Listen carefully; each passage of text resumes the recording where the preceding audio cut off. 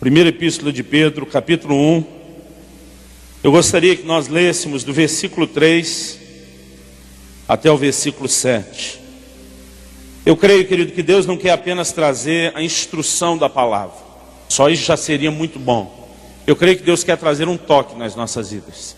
Eu creio que Deus quer manifestar graça. Eu creio que Ele quer nos envolver. Eu creio que o Senhor quer te fortalecer nessa noite. Eu creio que Ele quer trazer renovo, refrigério ao seu espírito. De vez em quando, se uma meia dúzia puder falando amém, eu ficaria feliz também com isso.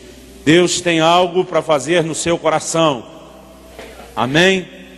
1 de Pedro, capítulo 1, a partir do 3 até o 7, diz assim: Bendito seja o Deus e Pai de nosso Senhor Jesus Cristo, que segundo a sua grande misericórdia, nos regenerou para uma viva esperança, pela ressurreição de Jesus Cristo dentre os mortos, para uma herança incorruptível, incontaminável e imarcessível, reservada nos céus para vós, que pelo poder de Deus sois guardados mediante a fé, para a salvação que está preparada para se revelar no último tempo. Querido, deixa eu fazer uma pausa antes do 6 e 7.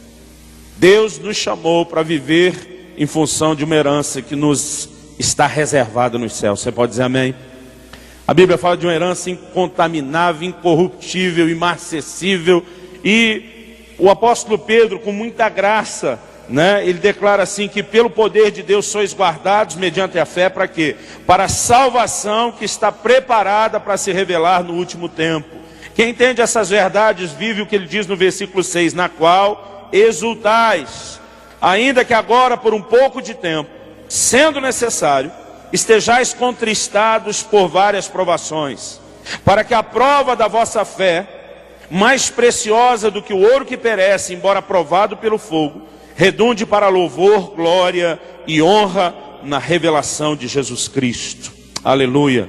Diga comigo: para que a prova da minha fé, mais preciosa do que o ouro que perece, embora provado pelo fogo, redunde para louvor, glória e honra na revelação de Jesus Cristo. Aleluia.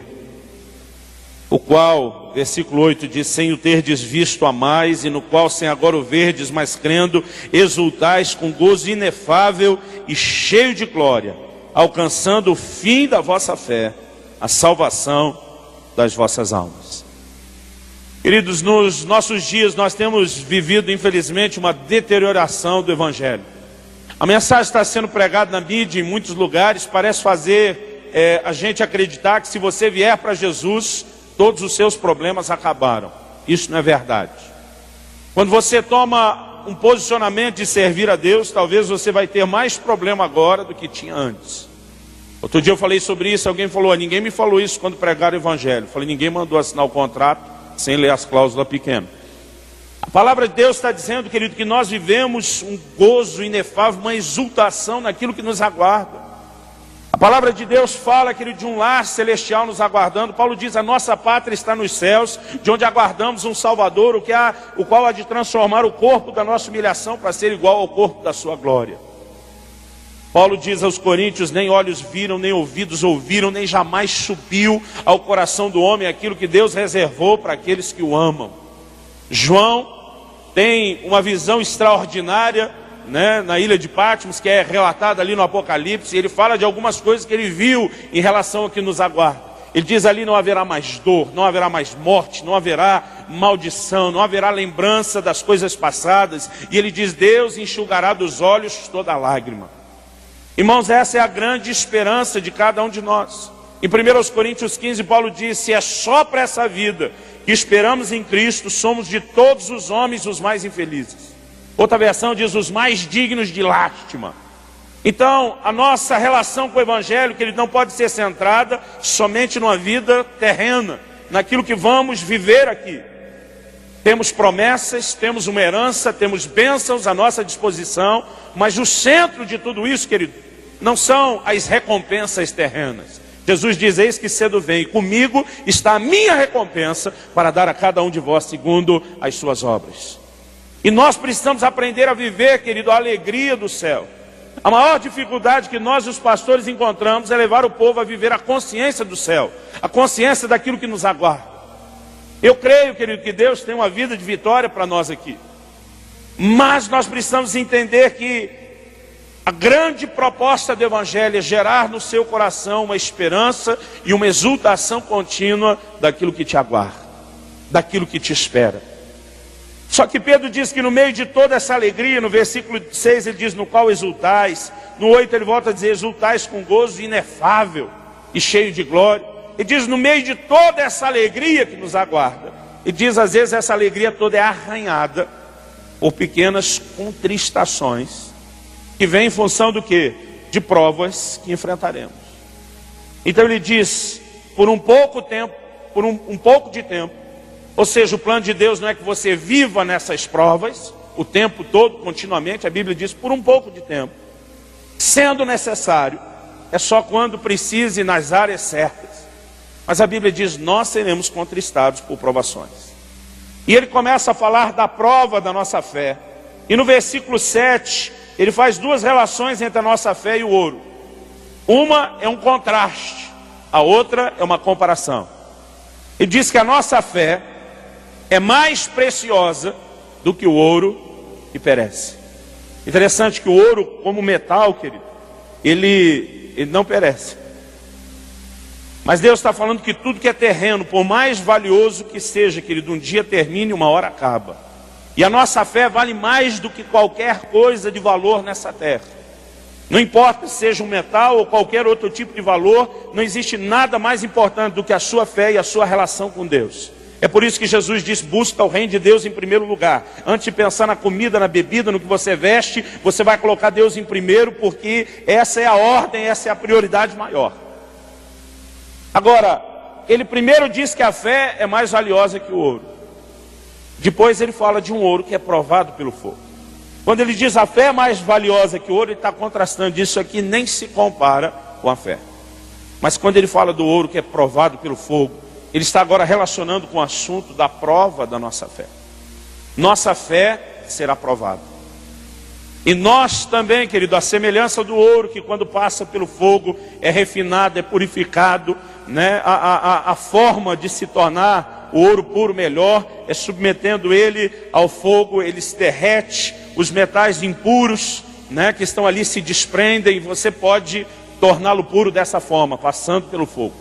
A nossa fé também, à medida que passa pelas provas de fogo dessa vida, ela se torna melhor. E Deus está dizendo que no meio de toda a alegria daquilo que nos aguarda, né, de sermos um povo e uma geração que consegue enxergar o nosso destino, a nossa herança celestial e viver exultando por isso, nós seremos, quando necessário, por um pouco de tempo, contristados por várias provações. E eu quero falar nessa noite a respeito dessas provas de fogo e como temos que lidar com elas. Que você vai passar por elas, querido, é um fato. Isaías 43:2 diz: quando passares pelo fogo, ele não te queimará, nem a chama arderá em ti. Deus não diz se acontecer, de porventura você passar. Ele diz quando passar. Então o que você vai passar, vai passar. É só uma questão de tempo. Glória a Deus, por favor. Pastor, vira essa boca para lá. Eu viro. Você vai passar pelo fogo, querido. Isso faz parte da caminhada com Deus.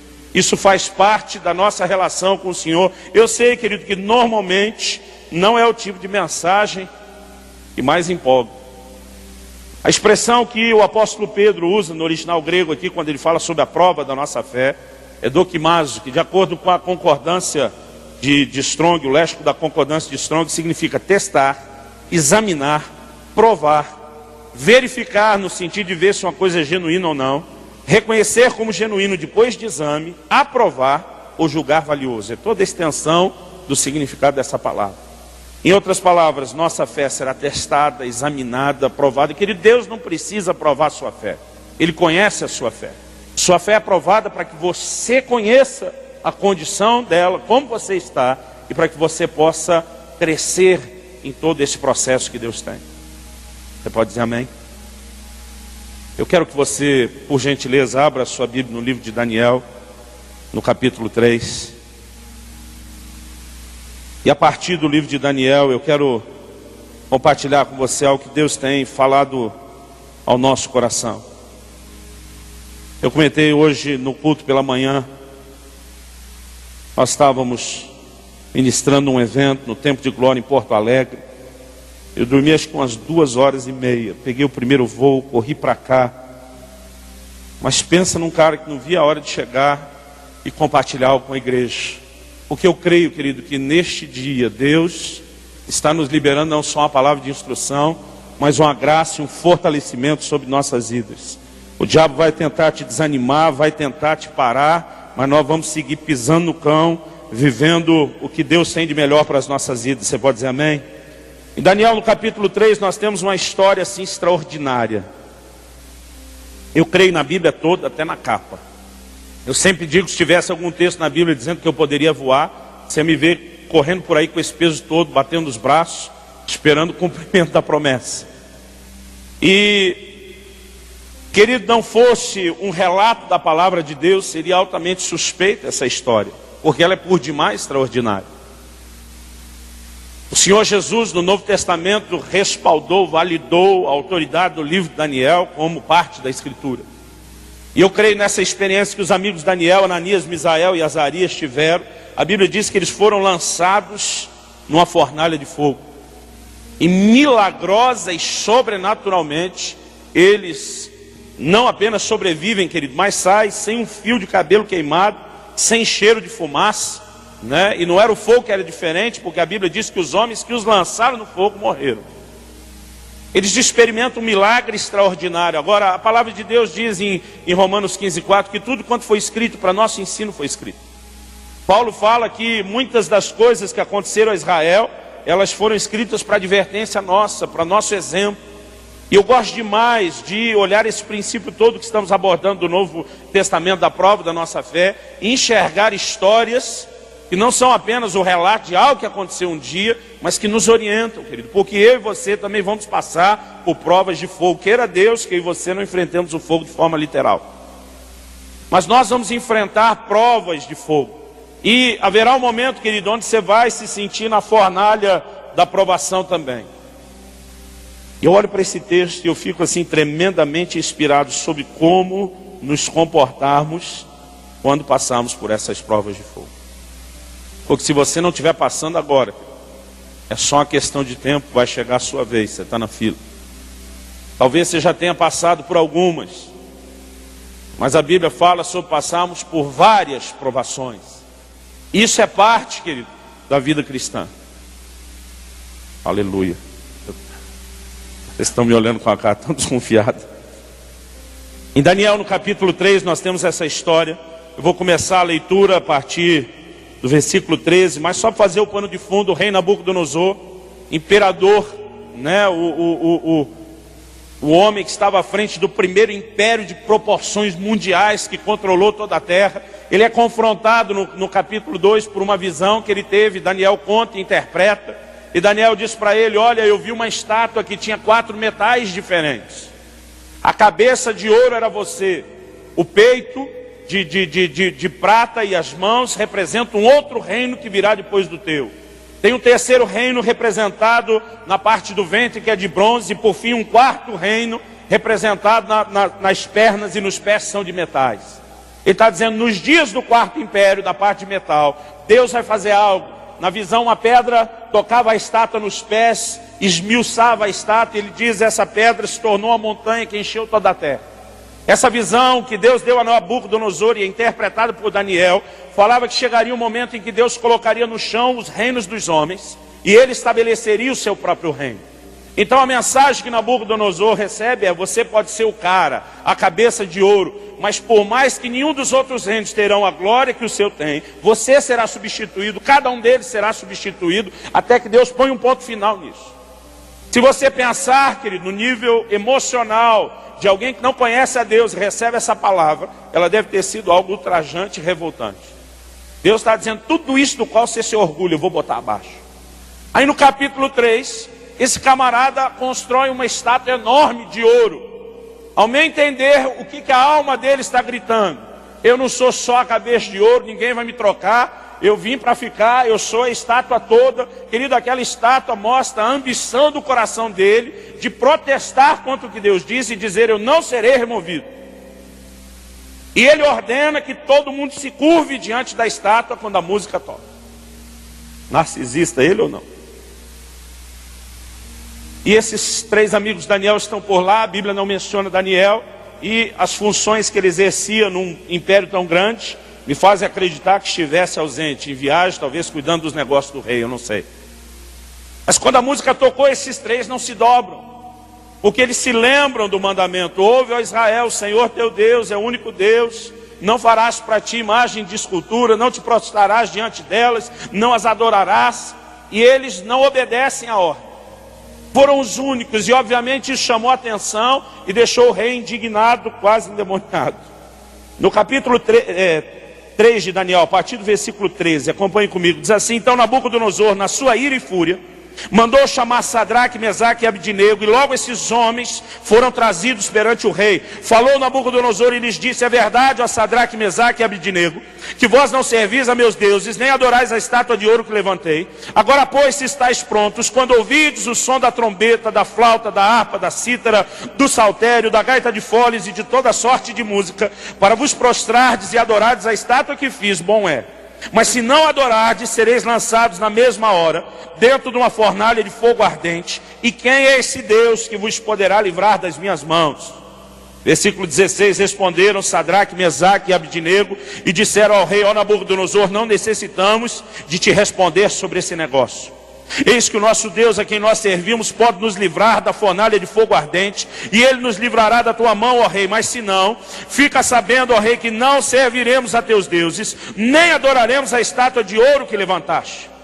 Então Nabucodonosor se encheu de raiva e se lhe mudou o aspecto do semblante contra Sadraque, Mesaque e Abdinego, e deu ordem para que a fornalha se aquecesse 7 vezes mais do que o que se costumava aquecer.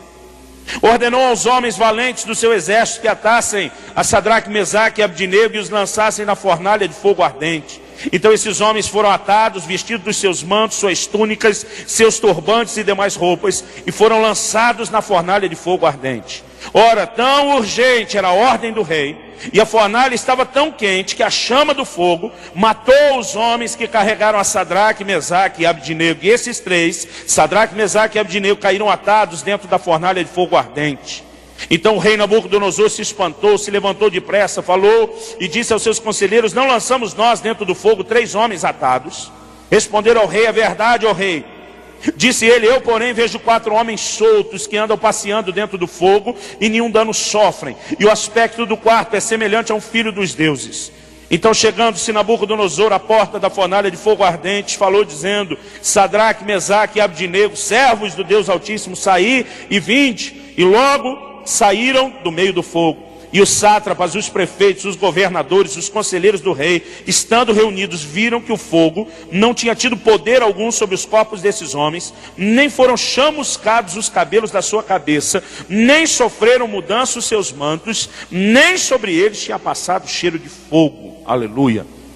Falou Nabucodonosor e disse: bendito seja o Deus de Sadraque, Mesaque e Abdinego, o qual enviou seu anjo e livrou seus servos que confiaram nele e frustraram a ordem do rei, escolhendo antes entregar seus corpos do que servir ou adorar a Deus algum senão seu Deus. Por mim, pois, é feito um decreto que todo povo, nação e língua que proferir blasfêmia contra o Deus de Sadraque, Mesaque e Abdinego seja despedaçado, suas casas sejam feitas um monturo, porquanto não há outro Deus que possa livrar dessa maneira. Então o rei fez prosperar a Sadraque, Mesaque e Abdinego na província de Babilônia. Deixa aberto esse texto.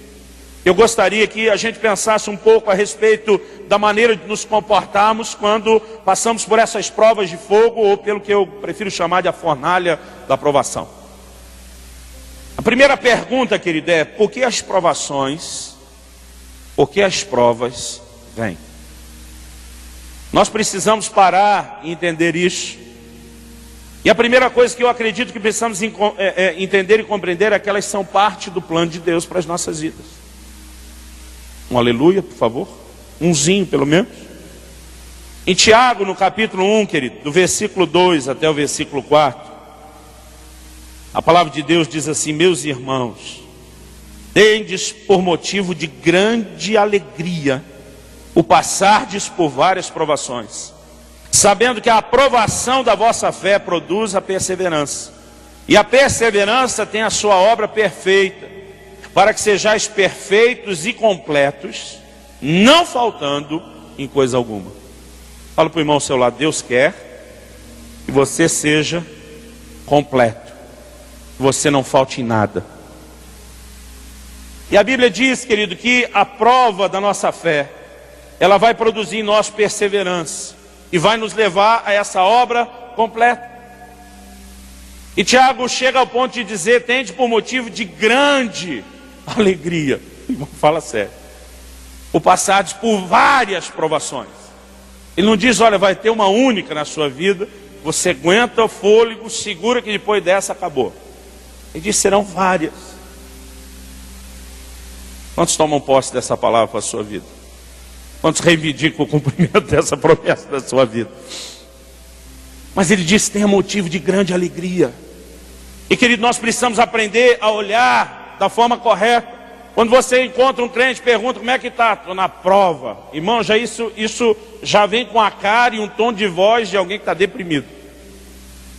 E nós precisamos entender, querido, que as provas que enfrentamos, elas devem ser um motivo de alegria, porque nós precisamos entender onde elas se encaixam no plano de Deus, o que elas vão produzir na nossa vida. Nós precisamos de crescimento.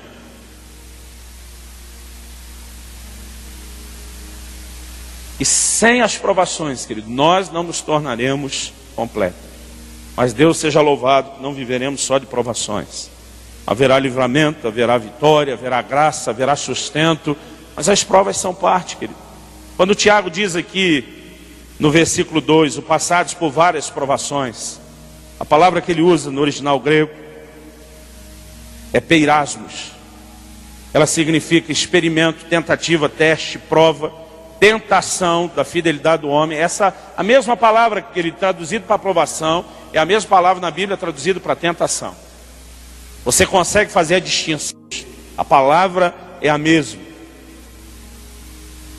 Ela também significa adversidade, aflição, aborrecimento. E tem a ver com essa questão de testar ou provar o caráter, a fé ou a santidade de alguém. Aí no versículo 3 ele diz: sabendo que a prova da vossa fé, outra versão diz a aprovação da vossa fé. Nesse momento ele usou a palavra dokimion, que é uma derivação daquela dokimazo que mencionamos. Significação de provar, aquilo pelo qual alguém é testado. Então, com essa palavra junto, nós sabemos que ele não está falando de tentação, mas de prova. E eu entendo, querido, que nós precisamos olhar para as provas da forma correta, como algo que é parte do plano de Deus e que produz benefício nas nossas vidas. A maneira como você olha para a prova, querido, vai determinar toda a sua reação e a forma como você vai se comportar ou se conduzir durante esse processo. Em Romanos, no capítulo 5, um texto que eu gosto muito, do versículo 3 ao 5, Paulo diz assim: e não somente isso, mas também gloriemo-nos nas tribulações, sabendo que a tribulação produz a perseverança a experiência, a experiência a esperança, e a esperança não desaponta, porquanto o amor de Deus está derramado em nossos corações pelo Espírito Santo que nos foi dado. Então elas vão produzir, querido, perseverança, resistência, firmeza na sua vida, capacidade de continuar prosseguindo, de não desanimar, de não desistir e de não abortar o processo que Deus tem na sua vida, ou na linguagem que Paulo usou, não naufragar na sua fé.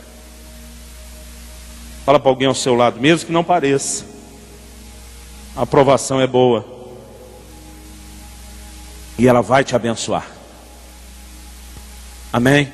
Essa palavra que Paulo usa aqui, traduzida como tribulação, no grego é tilipsis, ou alguma coisa do gênero, não sei se eu estou pronunciando correto, significa o ato de prensar, como faziam, por exemplo, com as azeitonas, com as uvas. Imprensar, pressão, no sentido metafórico, fala de opressão, aflição, tribulação, angústia e dilemas. Ele diz: gloriemo-nos nas tribulações. Irmão, como alguém pode gloriar na tribulação? Quando entende a razão pela qual ela vem, o que ela vai produzir na nossa vida e como podemos passar por ela. Quando nós temos a visão correta, querido, nós não vamos reagir com desânimo, nós não vamos nos curvar E a segunda coisa que eu acredito que nós precisamos entender é que as provações não vêm porque você está passando por um momento onde você errou. A grande diferença entre uma provação, querido, e um problema qualquer na sua vida, é que quando você está passando pela prova, não há motivo para que você passe por aquilo.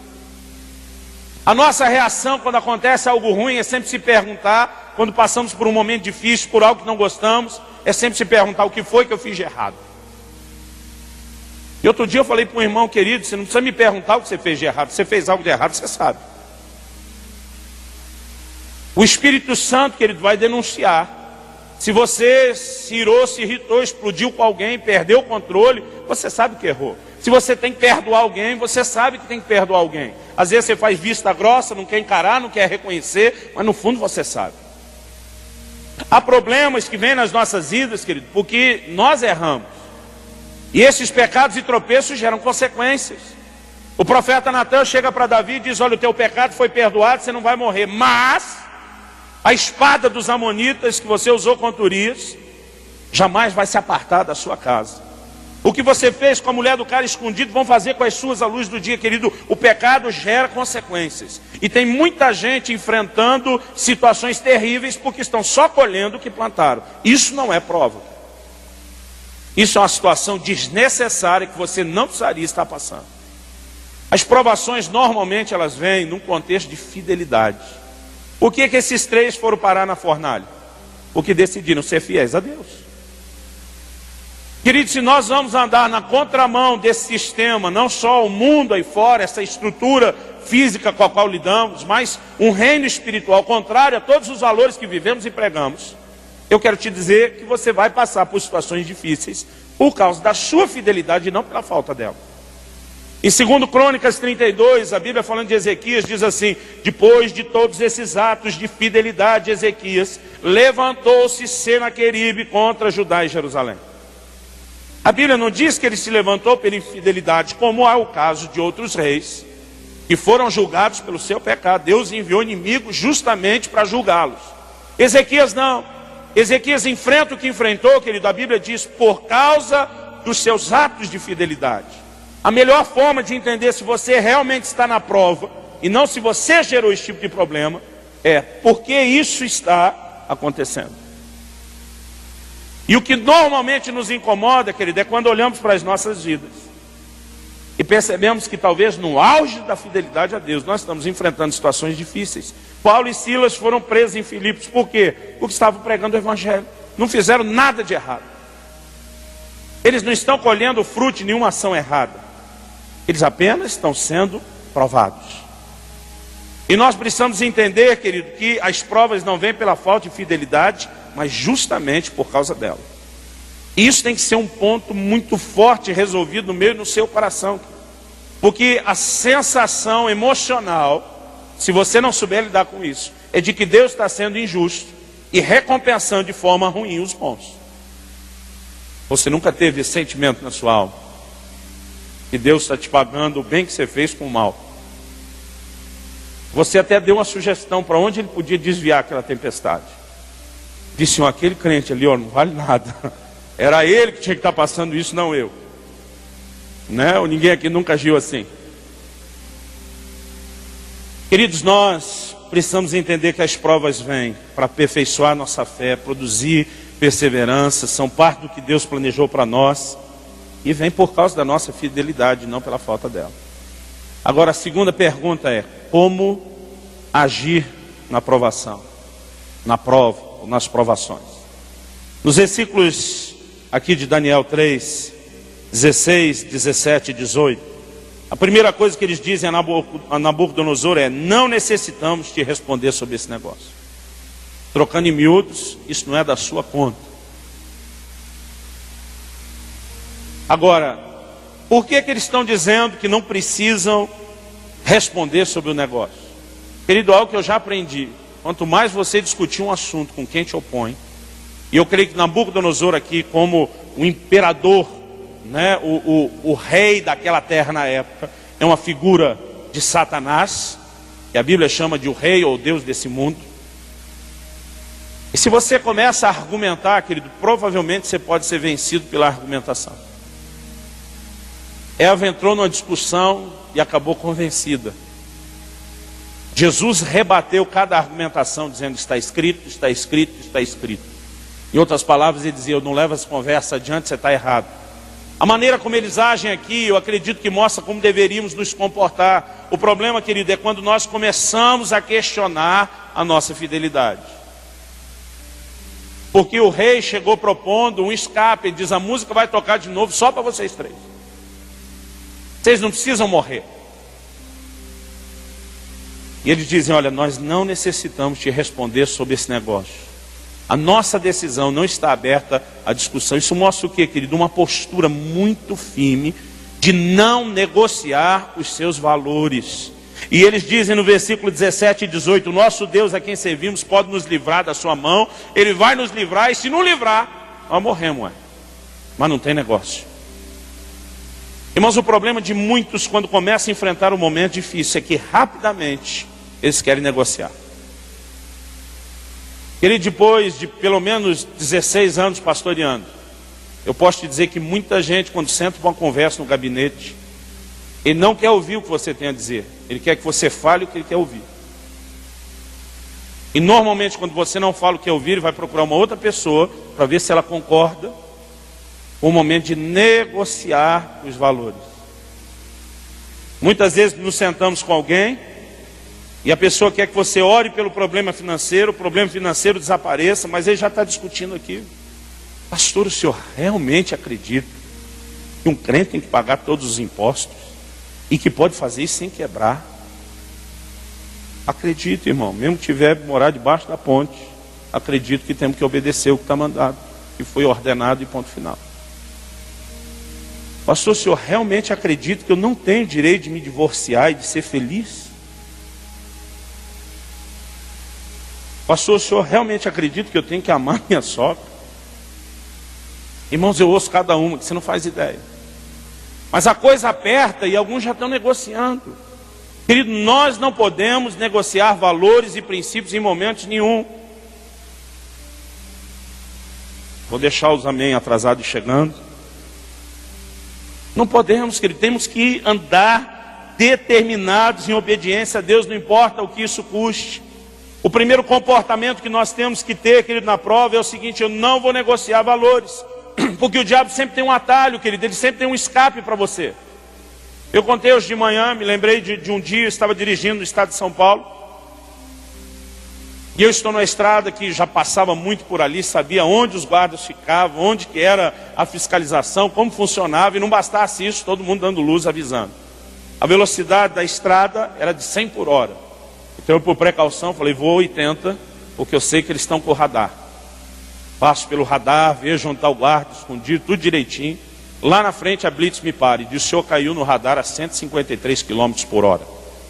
Eu falei: seu guarda, então melhor se eu mandar consertar o radar.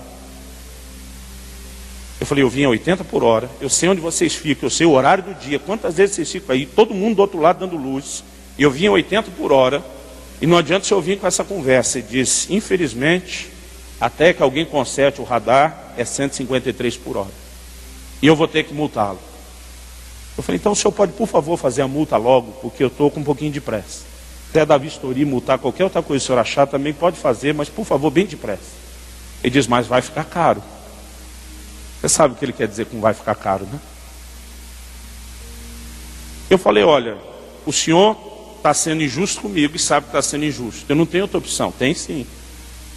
A gente pode resolver isso por 10 anos. Eu falei: de jeito nenhum.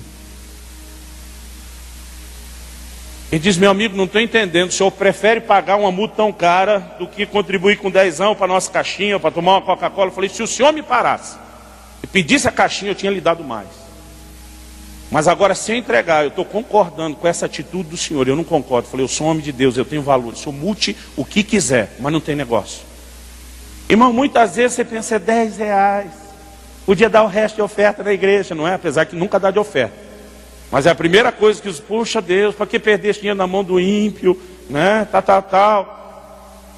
O tempo todo, querido, você vai ser testado, provado. E eu entendo, querido, que nós não podemos negociar princípios. É o primeiro comportamento em qualquer situação que você vai enfrentar. Não importa o que esteja acontecendo, querido, nós precisamos andar pela palavra de Deus, amém? Vira para o irmão ao seu lado e fala para ele: não negocie os seus valores. A segunda coisa, querido, que nós precisamos saber, para mim está aqui no versículo 25.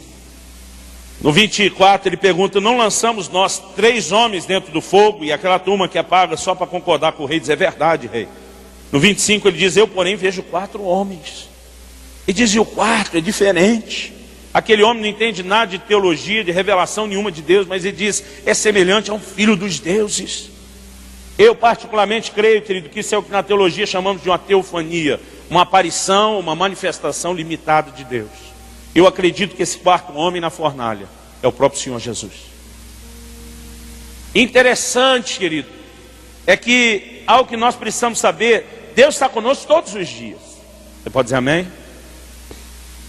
Mas há momentos em que a presença dele vai se manifestar. Essa presença que está conosco todos os dias. Ele diz: eis que estou convosco todos os dias até a consumação do século. Faça sol, chuva, eclipse, não importa. O Senhor está conosco todos os dias. Mas essa presença que está lá sempre, em momentos de grande dificuldade, ela pode se manifestar de uma forma especial. Minhas melhores experiências com Deus, que foram nos momentos de maior angústia e aflição da minha vida. Minhas melhores experiências com Deus não foram nos cultos, embora eu tive muitas experiências maravilhosas em cultos, vigília e reunião de oração. Minhas melhores experiências com Deus foram em momentos de grande angústia.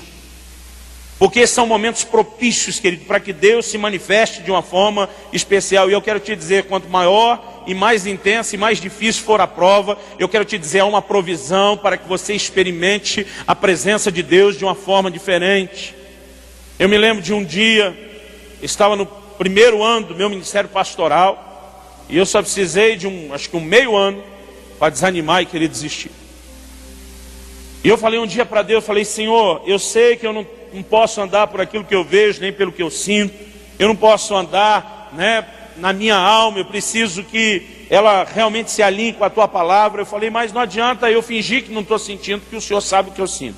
Então vou ser honesto contigo. Eu sinto que o Senhor me trancou nessa cidade, fechou a porta pelo lado de fora, engoliu a chave e me abandonou aqui. É assim que minha alma se sente hoje. E naquele momento, que não dá nem para chamar de oração, é de choração, eu desabafei isso com Deus e o dia passou, querido, correndo, trabalhando. Depois do culto fomos atender uma família. Eu chego às 2 horas da manhã em casa. No momento em que eu deito na minha cama, e eu estou tentando encurtar, mas alguém me deu um baita de um susto antes de eu chegar em casa. Coisa que a gente sempre vive fazendo com os amigos, e quem planta colhe, E eu lembro quando eu entrei em casa, assim, as pernas mole do susto que tinham me dado no estacionamento do apartamento. E eu já vim prevenido, dizendo: não vou deixar que aconteça de novo. Entrei no quarto, tranquei a porta, olhei embaixo da cama, nada. Abri o guarda-roupa, nada. Falei: agora eu estou tranquilo, estou seguro aqui. Mas eu deitei na cama, não foi 2 minutos. Eu lembro, deitei do lado do ombro direito, não ajeitou, virei de costa, não, virei em cima do ombro esquerdo. Foi só isso, não deve ter dado 2 minutos. Uma mão me pega no ombro. Alguém falou: pastor, o senhor assustou? Eu falei: não, eu já tinha descarregado toda a adrenalina lá embaixo no estacionamento. Mas como quando você encontra um amigo que você cumprimenta, bate, depois segura firme, aquela mão me pega no ombro. E eu ouvi uma das vozes, querido, mais belas, mais doces que eu já ouvi na minha vida, dizendo: você não está sozinho. A hora que aquela voz falou, querido, eu me vi de manhã orando, falando tudo aquilo para Deus, dizendo como eu me sentia sozinho, e eu sabia o que Deus estava dizendo. Eu comecei a chorar, a orar em outras línguas. Eu levei uns 10, 15 minutos para ter coragem de abrir o olho, dar uma espiadinha, para ver se eu enxergava alguém ali. Eu não enxerguei, querido, mas aquela presença, eu podia senti-la de uma maneira tão forte do lado da cama. E depois daquele dia, querido, eu nunca mais consegui me desvencilhar dessa consciência. Não importa o que eu passe, não importa o que eu sinta, a presença de Deus está ali. Mas, querido, em momentos de maior dificuldade, há uma provisão de Deus para que você o desfrute de uma forma mais intensa. Olha o que diz o versículo 25, ele diz: eu porém vejo 4 homens soltos que andam passeando dentro do fogo. Sua tradução também diz isso aí, passeando. Fala sério, irmão, a Bíblia não está falando de um shopping center, de um parque, de um jardim. Uma fornalha. Eu na minha cabeça imagino Jesus falando para eles: vamos para as partes mais quentes da fornalha. eu quero mostrar o meu poder. E eles vão andando junto. Eu não sei, irmão, como eles agiram. Eu seria o primeiro a querer pegar numa das mãos do mestre. Estava em 3, só tinha 2 mãos, não sei se deu briga, né? Eu derrubava um para pegar na mão dele, irmão, com certeza. E a Bíblia diz que eles estão passeando na fornalha. Eu não consigo imaginar aquele passeio em silêncio. Eu acredito que naquele momento ele está falando algo ao coração deles, ele está ministrando a eles. Na minha cabeça, imagino até ele dizendo: Sadraque, pega um toco aceso e senta, vamos falar das coisas do reino. Eu não sei o que aconteceu ali, irmão. O que você teria feito ali, Bertelli? Nem me responda.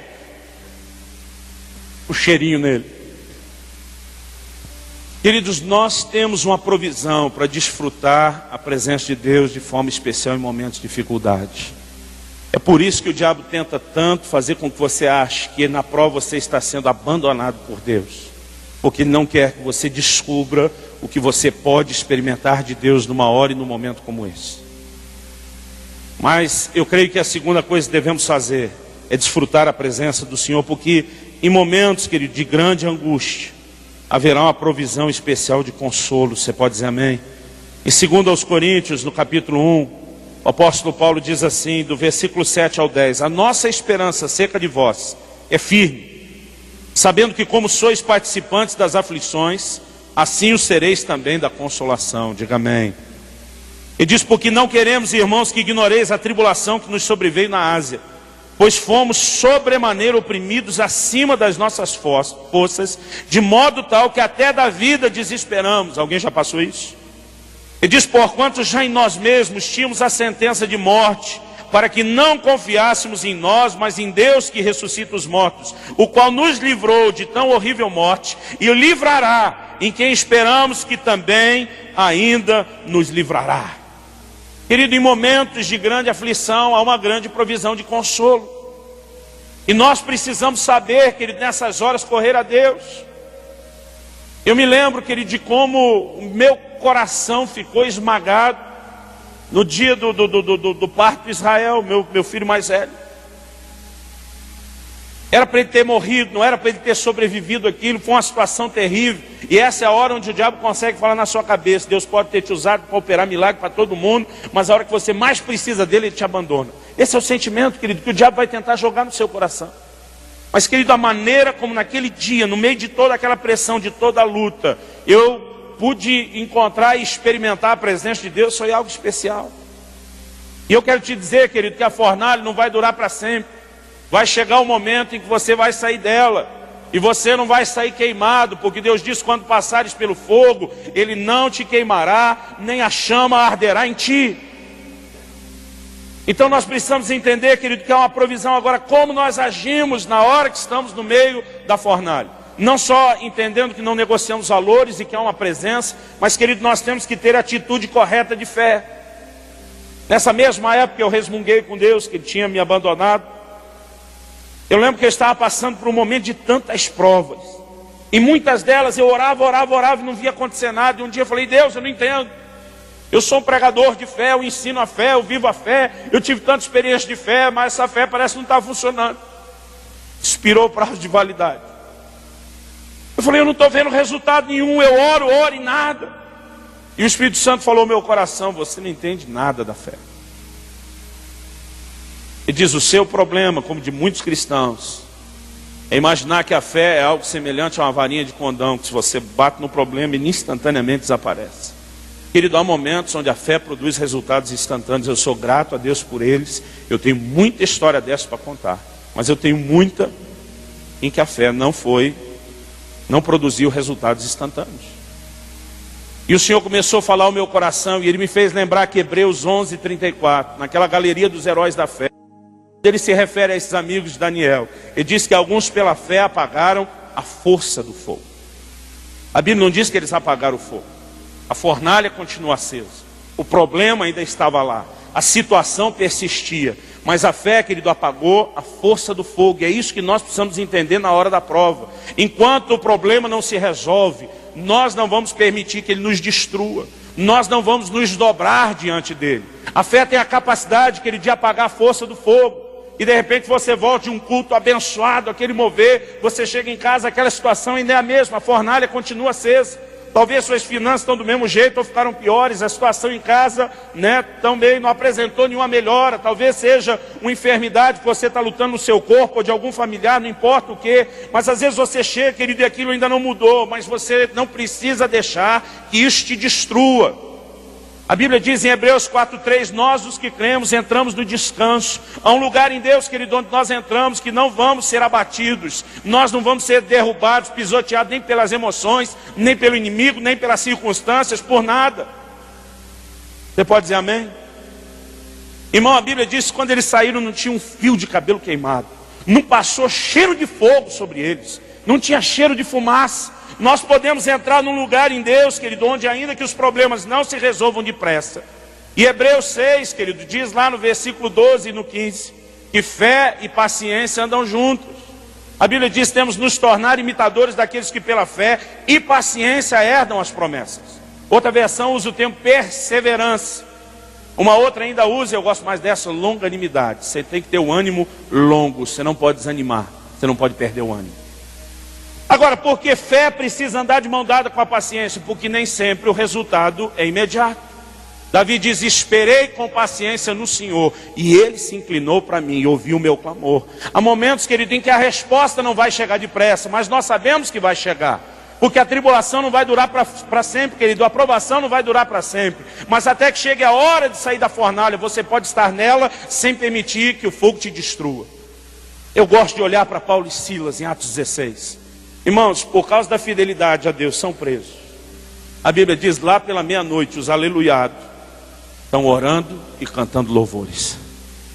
A maioria de nós já estava dando um sermão em Deus. Eu larguei tudo para pregar o evangelho, para te servir. É isso que eu recebo em troca, é isso que eu mereço. Aqueles dois aleluiados, irmãos, só estão dando glória a Deus.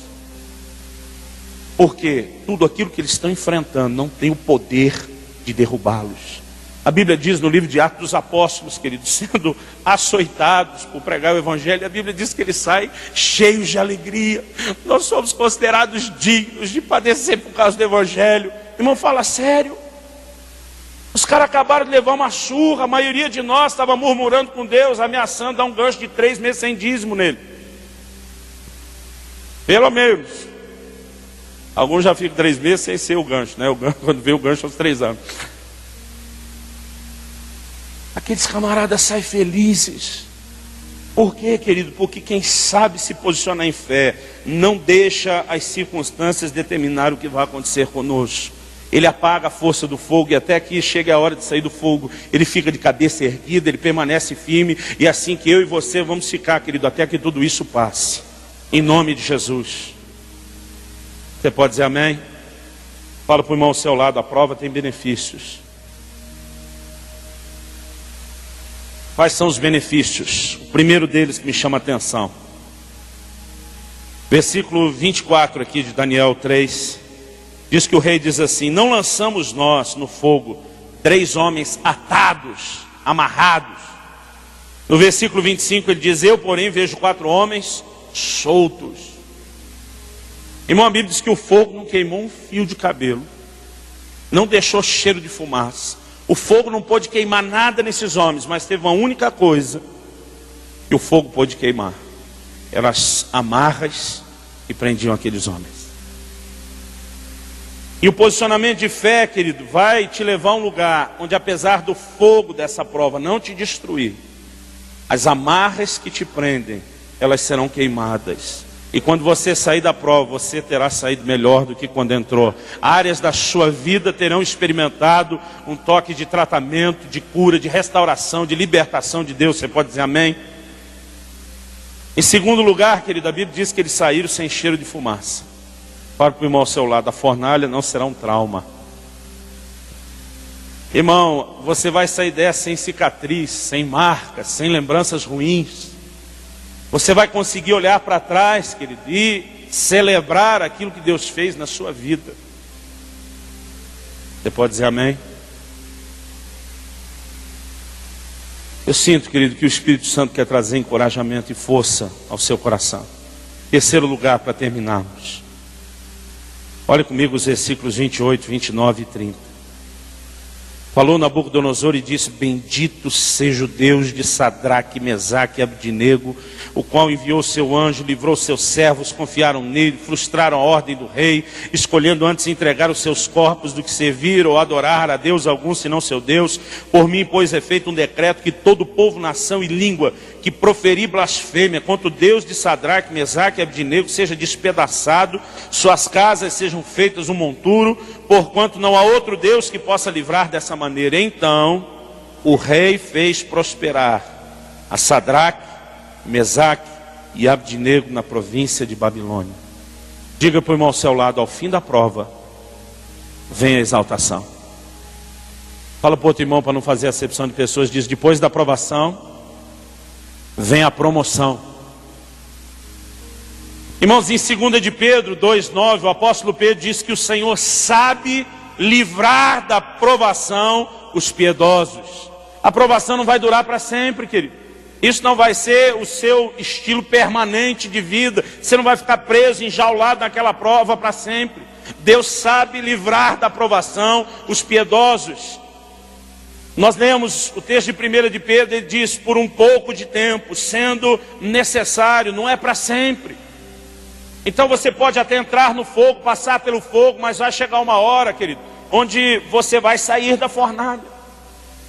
E quando isso tudo passar, querido, o alívio não é só ter saído da fornalha.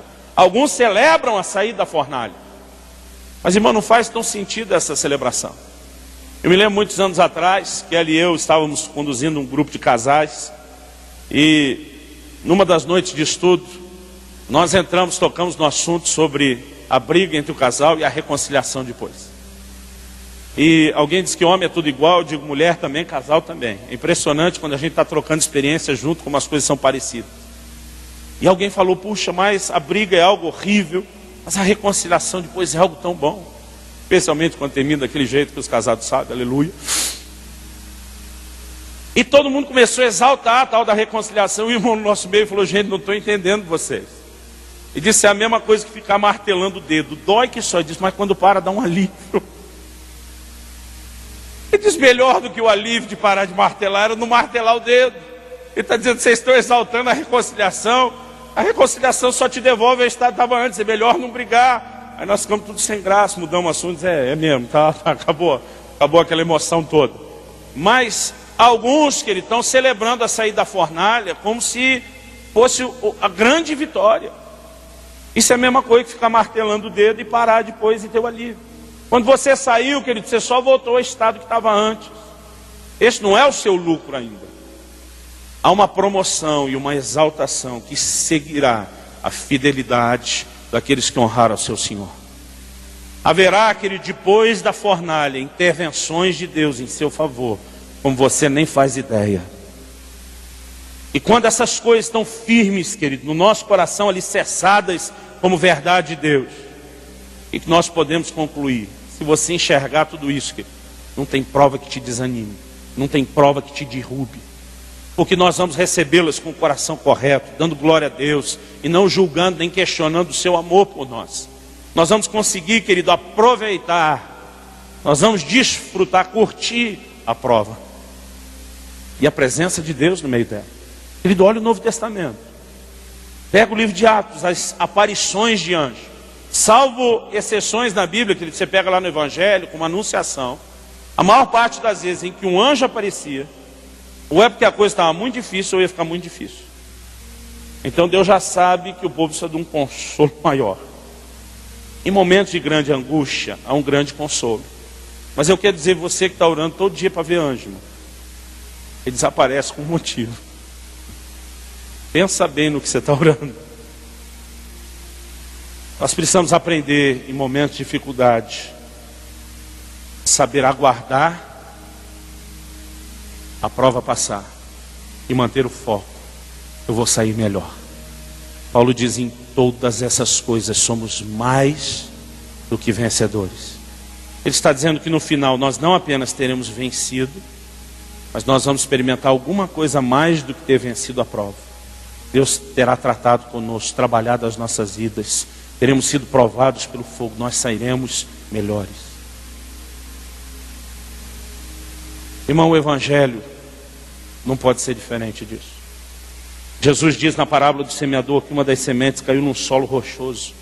Quando saiu o sol, secou a semente. Na hora de interpretar, ele diz que alguns recebem a palavra com grande alegria, mas quando vêm as angústias, as perseguições por causa da palavra, essas pessoas não suportam. Querido, a angústia virá acompanhando o seu posicionamento na palavra. Não existe um evangelho diferente disso. Agora, eu não estou dizendo, querido, que você vai viver só de luta. Nós vamos viver de vitórias. As provas não vão durar para sempre. E quando terminam, não existe só vitória, existe crescimento. Mas, depois de uma prova, que tem outra na fila te esperando. Eu não sei dizer qual a periodicidade, o intervalo em que isso acontece. Mas cada vez, querido, que vier, nós vamos dizer que nem Paulo, eu aprendi a viver contente em toda e qualquer situação. Eu sei estar feliz, contente quando eu sou honrado. Eu sei estar feliz, contente em Deus quando eu estou humilhado, quando eu tenho em abundância, quando eu tenho falta. E diz, porque eu posso tudo naquele que me fortalece. Nós não vivemos de circunstâncias. Nós vivemos alimentados e abastecidos de uma presença de Deus nas nossas vidas. Você pode dizer amém? Vamos nos colocar em pé, nós vamos orar.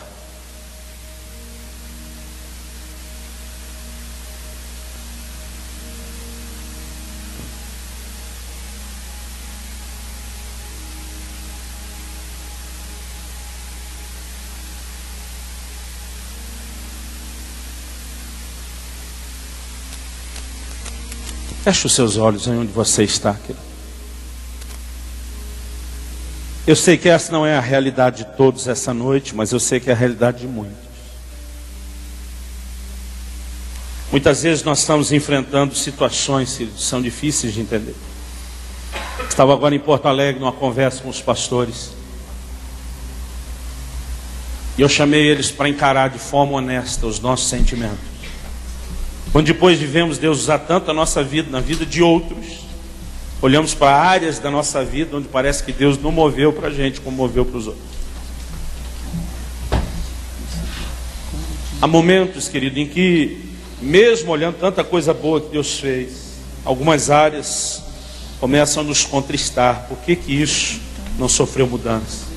Por que que isso tem acontecido comigo? Por que que esse quadro não mudou até agora, mesmo debaixo de tanta oração? E essa grande alegria, essa exultação do que nos aguarda, querido, às vezes é arranhada por essas contristações. Mas o propósito de Deus não é que você fique contristado. Tiago diz, nós temos que ter motivo de grande alegria. A maneira como deveríamos reagir não era com tristeza. Mas muitas vezes, querido, estamos presos a esse sentimento de tristeza, porque estamos olhando da forma errada. Eu sinto que nessa noite, querido, há um testemunho no meu espírito. Deus quer despejar bálsamo sobre as nossas vidas.